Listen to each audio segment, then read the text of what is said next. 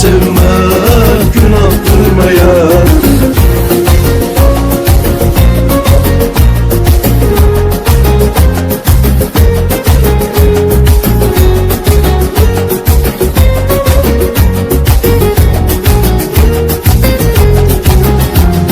Senin adın var benim dilimde, sensiz olmasın ayım ilimde. Düşmüşem senin dalınca ey yar, bağı başımda tesbih elimde. Gözlerim gülür ben seni görecek, sana var olmuşam ey gözü göytek. Hamı deyir sana avaredir bu, hələm gec deyil gel ondan elcek. Avareyem mən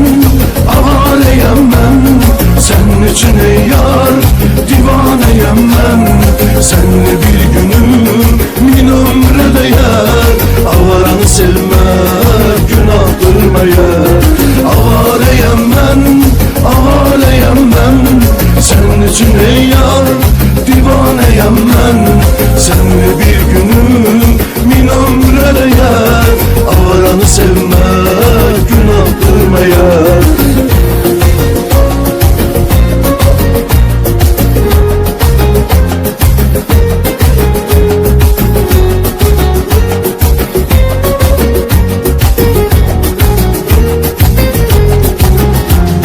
Yazılı bezelden bu bir hakikat, sevgi kalplere gelende halbet. Soruşmur ki sen kimsen nesisen, avaraya hakim tanır mehabbet. Eşkimi duysan şehirlerimden, tutay sevgilim gelenlerimden. Ham danışsa korkma sen esla, çölde bayırda basmillerimden. Avareyem mən senin için ey yar, divaneyem mən seninle bir günüm min ömre değer. Avaranı sevmek günahtır meğer. Avareyem mən senin için ey yar, divaneyem mən seninle bir günüm min ömre değer. Avaranı sevmek günahtır meğer.